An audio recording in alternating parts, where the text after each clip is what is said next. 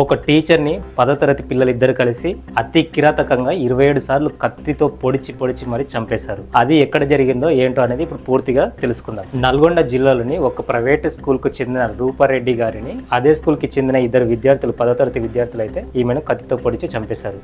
అసలు దీనికి కారణం ఏంటి అంటే, ఒక నెలనో 2 నెలల క్రితం ఈ పిల్లల్ని ఈ రూపారెడ్డి గారు కొద్దిగా తిట్టారంట. అంటే మాకు అవమానం జరిగినట్లు ఫీల్ అయ్యి వాళ్ళు ఆ పిల్లలు ఈమెనైతే చంపాలని ఫస్టే ఫిక్స్ అయిపోయారని పోలీసులు అయితే చెప్తున్నారు. వీళ్ళిద్దరు ప్లాన్ వేసుకున్నట్లు ఉన్నారు.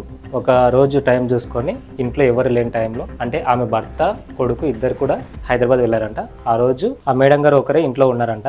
సో అదంతా అబ్జర్వ్ చేసిన ఈ పిల్లలు ఆగస్టు 11 రాత్రిన ఈ ఇద్దరు పిల్లలు అయితే 10th క్లాస్ పిల్లలు ఆమె ఇంటికి అయితే వెళ్ళారు. వెళ్ళి ఆమెను అబ్జర్వ్ చేసి ఆమె ఎక్కడుందో చూసి ఆమెనైతే చంపేశారు. దగ్గర 27 సార్లు కత్తితోటి పొడిచి చంపేశారంట.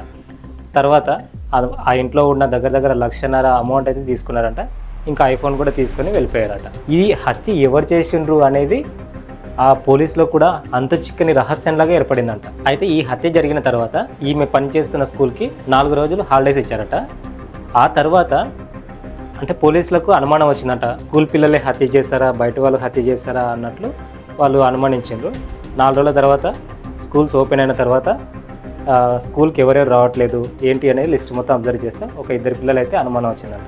ఆ 2 పిల్లల్ని పట్టుకున్న తర్వాత జరిగిన విషయం అయితే మొత్తం చెప్పారట. అసలు ఎందుకు చంపారని అడిగితే, ఇట్లా మమ్మల్ని ఒక 2 నెలల కింద మమ్మల్ని ఇట్లా క్లాస్ రూమ్లో ఇన్సల్ట్ చేశారు అన్నట్టు వాళ్ళు చెప్పారట. సో ఇలా వీళ్ళని తిట్టినందుకు 2 పిల్లలు అయితే పగపట్టి మరి ఆ మేడంని అయితే చంపేశారు.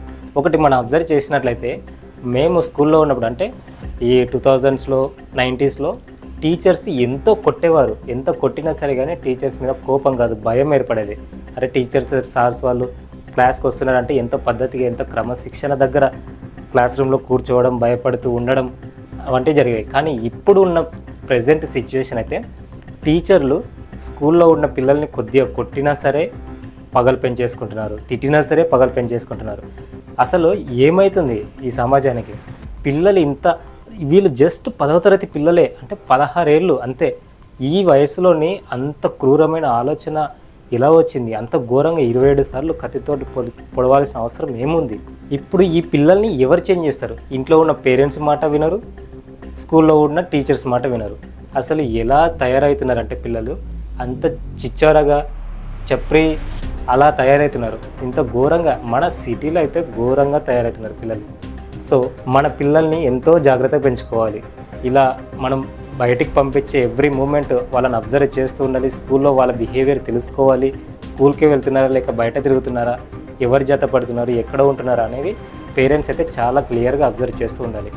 ఇలాంటి సంఘటన చూస్తున్నాం కదా హైదరాబాద్లో ఎంత ఘోరంగా ఉన్నాయో సిచ్యువేషన్స్. అయితే ఇలాంటి సిచ్యువేషన్స్ మన ఇండియాలో మొత్తం జరుగుతున్నాయి.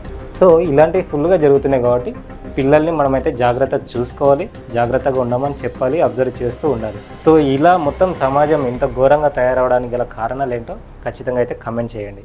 Thank you.